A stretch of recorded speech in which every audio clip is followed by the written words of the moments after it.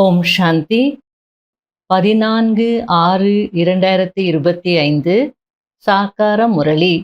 இன்று சிவ பகவான் கூறுகிறார், இனிமையான குழந்தைகளே, உங்களுக்கு இப்பொழுது ஞானத்தின் 3வது கண் கிடைத்திருக்கிறது. எனவே இப்பொழுது உங்களுடைய கண்கள் எதிலும் மூழ்கிவிடக் கூடாது. அதாவது மனிதர்கள், பொருட்கள் என்று எந்த கவர்ச்சியிலும் மூழ்கிவிடக் கூடாது. கேள்வி: யாருக்கு பழைய உலகத்தின் மீது எல்லையற்ற வைராகியம் இருக்குமோ அவர்களுடைய அடையாளம் என்னவாக இருக்கும்? பதில்: அவர்கள் தங்களுடைய அனைத்தையும் தந்தைக்கு அர்ப்பணம் செய்து விடுவார்கள். என்னுடையது என்று எதுவுமே இல்லை. பாபா, இந்த தேகம் கூட என்னுடையதில்லை. இதுவோ பழைய தேகம், இதையும் விட வேண்டும் என்று இருப்பார்கள். இவ்வாறு அவர்களுடைய மோகம் அனைத்திலிருந்தும் அறுபட்டு கொண்டே போகும். நஷ்டோ மோகாவாக இருப்பார்கள், அதாவது மோகத்தை அளித்தவராக இருப்பார்கள். அவர்களுடைய புத்தியில் இங்கு இருக்கும் எதுவும் பயன்பட போவதில்லை என்பது இருக்கும். ஏனென்றால் இவை அனைத்தும் எல்லைக்குட்பட்டதாகும். ஓம் சாந்தி. தந்தை குழந்தைகளுக்கு பிரம்மாண்டம் மற்றும் சிருஷ்டி சக்கரத்தின் முதலிடை கடையின் ஞானத்தை கூறிக்கொண்டிருக்கிறார். இதை வேறு யாருமே கூற முடியாது. ஒரே ஒரு கீதையில்தான் ராஜ யோகத்தின் வர்ணனை இருக்கிறது. பகவான் வந்து நரனிலிருந்து நாராயணனாக ஆக்குகிறார். இது கீதையை தவிர வேறு எந்த சாஸ்திரத்திலும் இல்லை. அதாவது கீதையில தான் மனிதனும் தெய்வமாகலாம் அப்படின்ற கான்செப்ட் இருக்கு. அந்த சாப்டர்ல தெய்வீக குணங்களுடைய வர்ணனையும் இருக்கு. இந்த தெய்வீக குணங்களுடைய வர்ணனை செய்தால் மனிதனும் தெய்வமாகலாம் அப்படின்னு சொல்லப்பட்டிருக்கு. தந்தை வந்து ஒரு தர்மத்தின் ஸ்தாபனை செய்கிறார். பழைய உலகம் முழுவதும் அழிந்து பிறகு புதிய உலகம் வரும் என்பதில்லை. இப்பொழுது இந்த பழைய உலகம் முடிய போகிறது. நமக்கு தந்தை படிப்பித்து கொண்டிருக்கிறார் என்பதை குழந்தைகளாகிய நீங்கள் புரிந்திருக்கிறீர்கள். அதாவது ஒரு தர்மத்தை ஸ்தாபனை செய்யணும், ஒரு ராஜ்யத்தை ஸ்தாபனை செய்யணும் அப்படின்னா எல்லாத்தையும் அழிச்சிட்டு அப்புறம் புதுசா உருவாக்குறது அப்படின்றது கிடையாது. பழைய உலகமே புதிய உலகமாக மாறும்.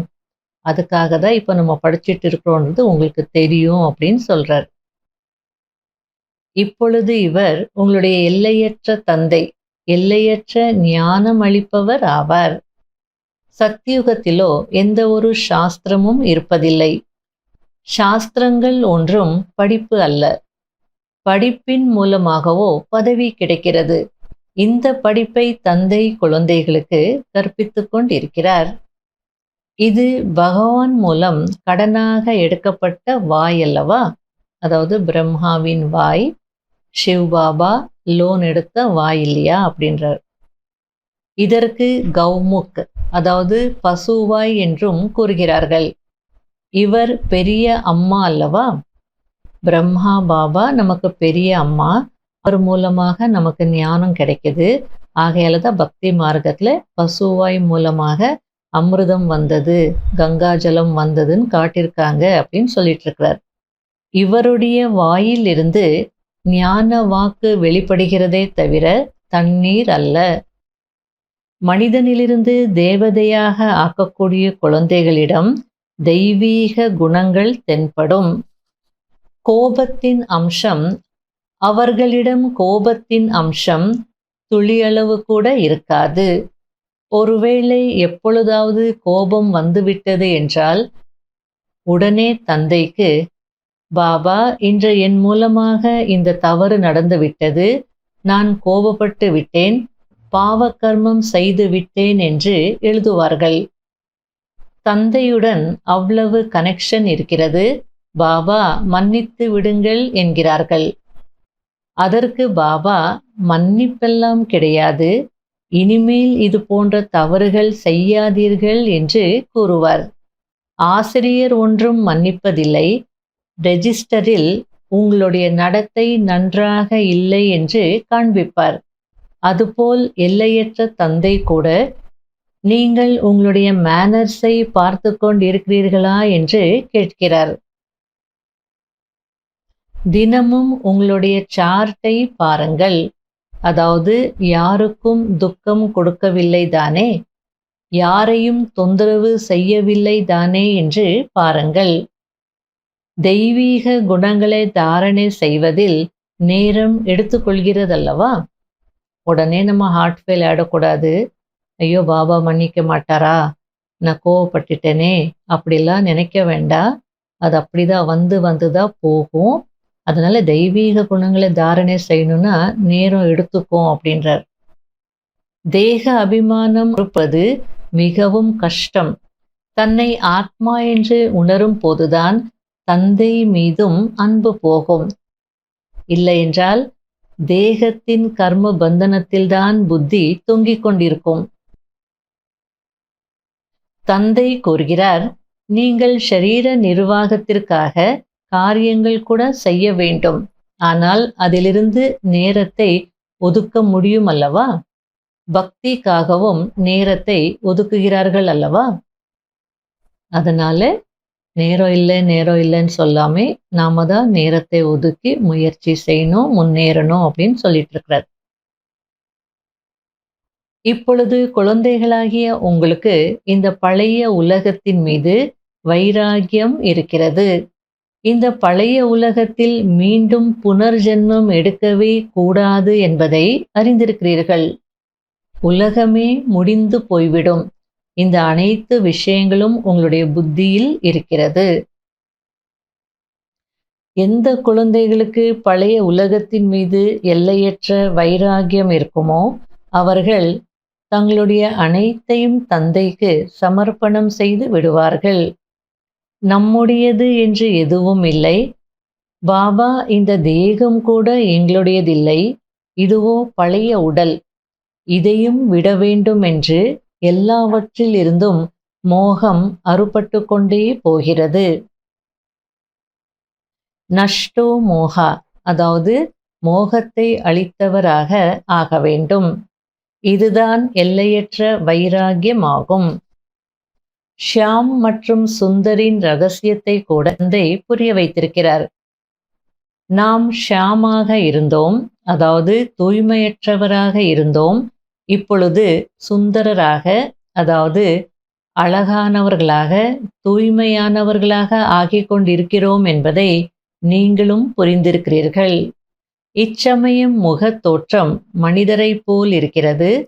இருந்தாலும் குணங்கள் குரங்கை விடவும் மோசமாக இருக்கிறது. இப்போது எனக்கு ஒருவரை தவிர வேறு யாரும் இல்லை என்று இருக்க வேண்டும். இப்பொழுது தந்தை அழைத்து செல்வதற்காக வந்திருக்கிறார். தூய்மையாக வேண்டும், இல்லை என்றால் நிறைய தண்டனை அடைவீர்கள். பதவி கூட கீழானதாகிவிடும்.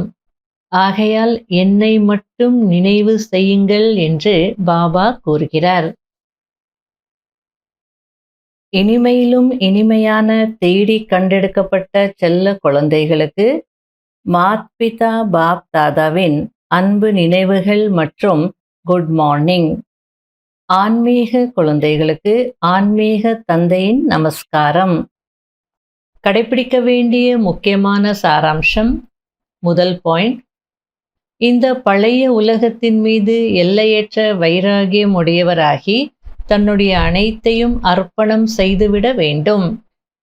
என்னுடையது என்று எதுவும் இல்லை, இந்த தேகம் கூட என்னுடையது இல்லை என்று இருக்க வேண்டும். இவற்றிலிருந்து மோகத்தை துண்டித்து நஷ்டோ மோகா, அதாவது மோகத்தை அளித்தவர் ஆக வேண்டும். இரண்டாவது பாயிண்ட், ஒருபோதும் ரெஜிஸ்டரில் கரை ஏற்பட்டு விடும்படியான அப்படிப்பட்ட எந்த ஒரு தவறும் செய்யக்கூடாது. அனைத்து தெய்வீக குணங்களையும் தாரணை செய்ய வேண்டும். உள்ளுக்குள் கோபத்தின் அம்சம் சிறிதளவு கூட இருக்கக்கூடாது. வரதானம்: சொல்வது, யோசிப்பது மற்றும் செய்வது இந்த மூன்றையும் சமமானதாக ஆக்கக்கூடிய ஞான சொரூப ஆத்மா ஆகுங்கள். இப்பொழுது வானப்பிரஸ்த நிலையில் செல்வதற்கான நேரம் அருகில் வந்து கொண்டிருக்கிறது. எனவே என்னுடையது என்ற பலவீனங்களை மற்றும் வீணானவற்றின் விளையாட்டை முடித்துவிட்டு சொல்வது, பேசுவது மற்றும் செய்வதை சமமாக ஆக்குங்கள். அப்பொழுதுதான் ஞான சொரூபமானவர் என்று சொல்லப்படுவீர்கள். யார் அப்படிப்பட்ட ஞான சொரூபமான ஞானம் நிறைந்த ஆத்மாக்களாக இருக்கிறார்களோ அவர்களுடைய ஒவ்வொரு கர்மம், சம்ஸ்காரம், குணம் மற்றும் கடமை கூட சக்திசாலியாக தந்தைக்கு சமமாக இருக்கும். அவர்கள் ஒருபோதும் வீணானவற்றின் விசித்திரமான விளையாட்டை விளையாட முடியாது. சதா பரமாத்ம சந்திப்பின் விளையாட்டில் பிஸியாக இருப்பார்கள். ஒரு தந்தையுடன் சந்திப்பை கொண்டாடுவார்கள் மற்றும் பிறரையும் தந்தைக்கு சமமாக ஆக்குவார்கள். அதாவது எப்பவுமே என்ன சொல்வோம், என்ன பண்றது, எனக்குள்ள இந்த பலவீனம் இருக்கு, என்னுடைய சுபாவமே இப்படி, என்னுடைய சம்ஸ்காரமே இப்படி அப்படின்னு சொல்வோம் இல்லையா? ஆகையில பாபா இந்த என்னுடையது என்ற பலவீனங்களின் விளையாட்டை நிறுத்துங்க அப்படின்றார். அதே நேரத்திலே வீண் விளையாட்டையும் முடிச்சிட்டு என்ன சொல்றீங்களோ, என்ன யோசிக்கிறீங்களோ, என்ன செய்றீங்களோ அதெல்லாமே அலைன்மெண்ட்ல கொண்டு வாங்க, சமமாக ஆக்குங்க. ஏன்னா இப்போ ஞானம் பெருசா சொல்லுவோம், கர்மாதீத்த நிலை, ஃபரிஷ்தா, சுபபாவனை, சுப விருப்பங்கள், லேசா இருக்கணும், எதற்கும் கவலைப்படக்கூடாது, ட்ராமா, இன்னும் என்னென்னவோ ஞானம் நிறைய சொல்வோம். ஆனால் நமக்குன்னு பிரச்சனை வரும்போது அது போலவே யோசிக்கிறோமா, அது போலவே ப்ராக்டிக்கலில் நடக்கிறோமா? இல்லை இல்லையா? டிஃப்ரென்ஸ் வந்துடுது. அதனால போதும் இந்த விளையாட்டு, அதை விட்டுட்டு இந்த மூன்றையும் சமமாக்குங்க அப்படின்றார். அப்போதான் ஞான சொரூப ஆத்மாக்கள் அப்படின்னு சொல்ல முடியும் அப்படின்றார். இந்த விளையாட்டை விட்டுட்டு பரமாத்மா சந்திப்பின் விளையாட்டில் பிஸியாக இருங்க அப்படின்றார். அப்படிப்பட்டவர்கள் தான் ஞான சொரூப ஆத்மாக்கள். ஸ்லோகன்: சேவைகளினுடைய ஊக்கம் சின்ன சின்ன வியாதிகளை மர்ஜ் செய்து விடுகிறது, அதாவது உள்ளடக்கி விடுகிறது.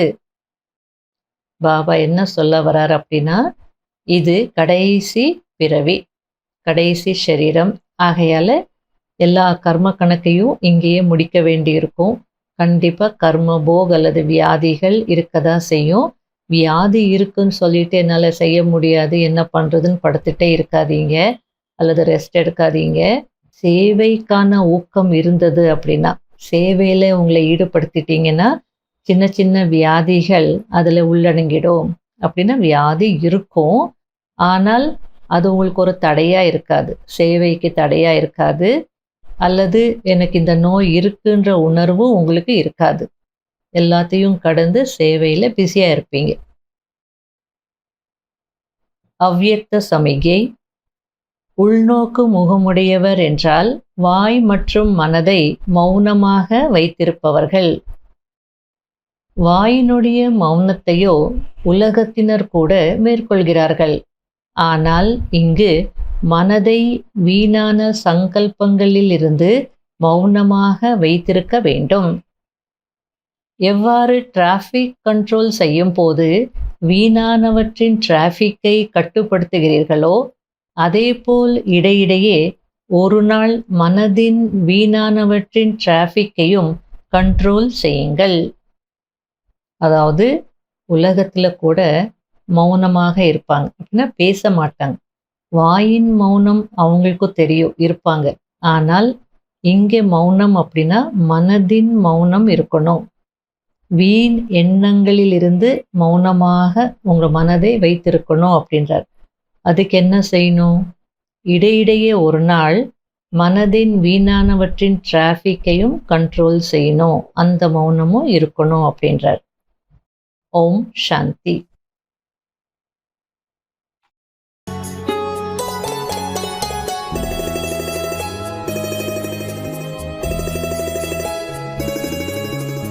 உன்னால்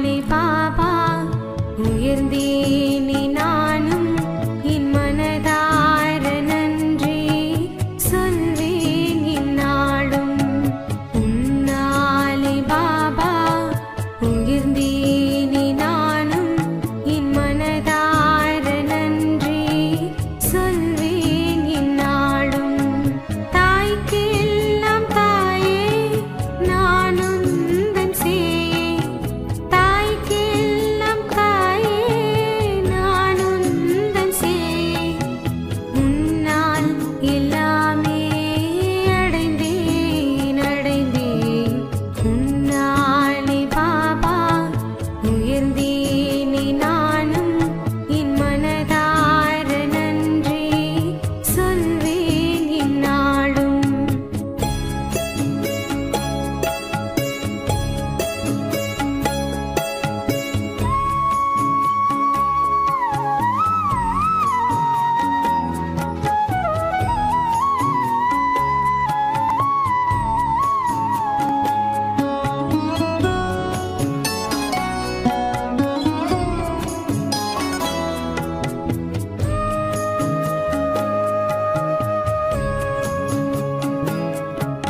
உயிர் உள்ளவரை நான் செய் நன்றி மறவேன். உயிர் பிரிந்த பின்னும் உனை பிரிய மாட்டேன். காலங்கள் மாறும் அதன் காட்சிகள் மாறும்.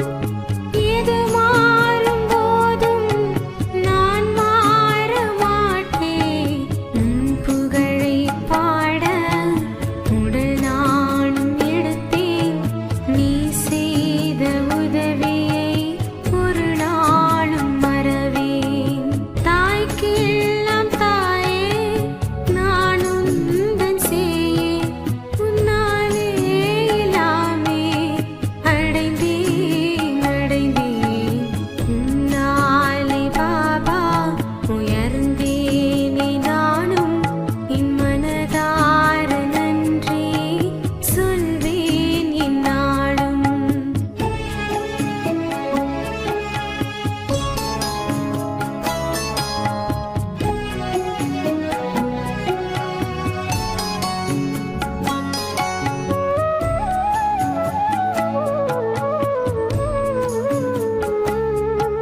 நான் கல்லாக இருந்தேன், கனியாக செய்தாய். முள்ளாக இருந்தேன், என்னை மலரச் செய்தாய்.